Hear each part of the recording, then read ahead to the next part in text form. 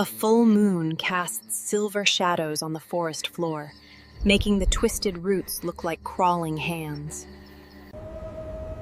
The wind howls through the skeletal trees of Wood Forest, rattling the decaying wooden sign that warns. Sarah clutched her flashlight, the beam flickering nervously as if it feared what it might illuminate. She had promised herself she would only be gone for a night, just to prove to her friends that the legends of the forest were nothing but stories. But deep down, she already knew the truth. Blackwood was alive, and it remembered. As she stepped onto the narrow path, the undergrowth seemed to close in around her. Every snap of a twig made her heart jump. She told herself it was just animals, raccoons or owls, maybe a fox. But when she heard a low, wet growl coming from somewhere to her right, she froze. The beam of her flashlight swung erratically, catching nothing but gnarled branches.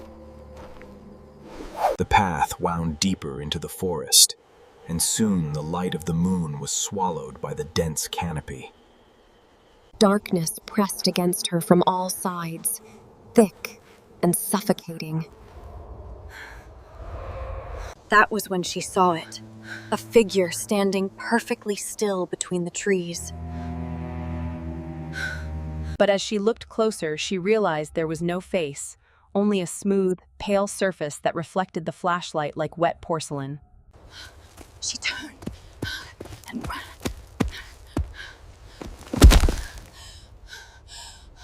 In the center of the clearing stood an abandoned cabin, blackened wood rotting, windows like dark, gaping mouths.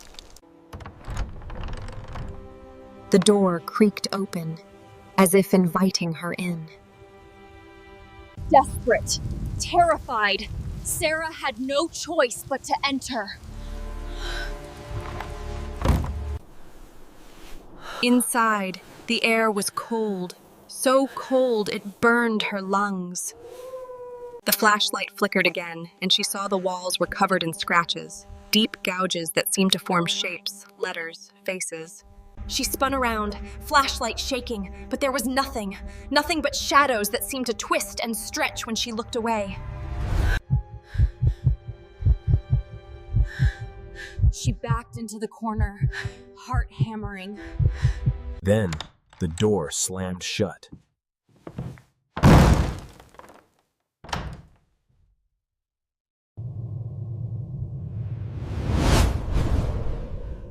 The whispering grew louder. Now her flashlight flickered one last time and went out.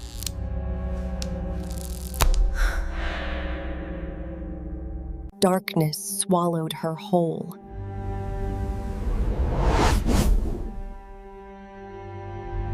She screamed, but the forest outside swallowed the sound, leaving her alone with the voices. And then she felt it, a cold, clammy hand wrapping around her ankle, pulling her to the floor. She tried to kick, to fight, but invisible strength held her down. A face emerged from the darkness, the same featureless pale mask she had seen before, now inches from hers. Its mouth opened impossibly wide, an echoing void that sucked in all light, all warmth. She could see, deep inside, not her own reflection, but the images of every person who had ever... They stared at her from the darkness, eyes hollow, mouths screaming silently. Join us.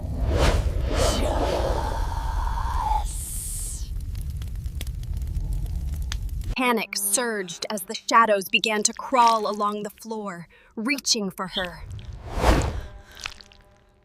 Her mind raced for an escape, for any way out, but the cabin seemed endless now.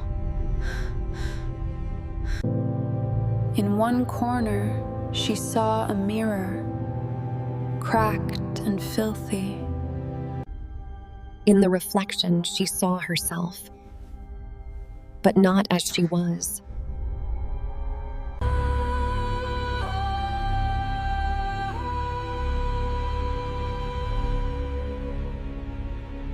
Behind her, dozens of shadowed figures reached out, writhing, hungry. Sarah staggered back, tripping over debris, and fell into a pile of rotting wood. She cried out in pain and fury, yanking it free, but the cabin seemed to laugh at her struggle. The whispers turned into guttural growls, circling, mocking, and then silence. The flashlight flickered back to life for a brief moment, revealing the cabin exactly as it had been when she entered. Silent, empty, lifeless. Maybe the forest wasn't alive.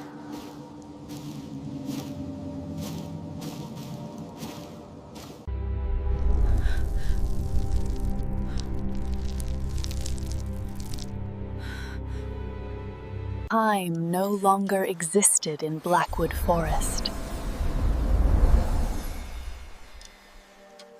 The trees whispered secrets she couldn't comprehend, and the cabin seemed to breathe, alive and hungry. They found the cabin, doors open, sunlight streaming through the broken windows.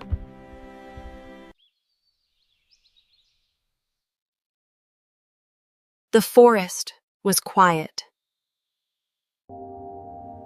No sign of Sarah remained. Years later, hikers and thrill seekers speak of Blackwood Forest.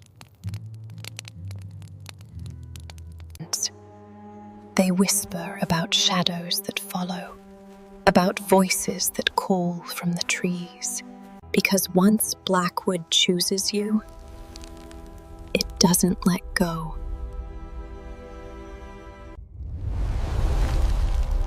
And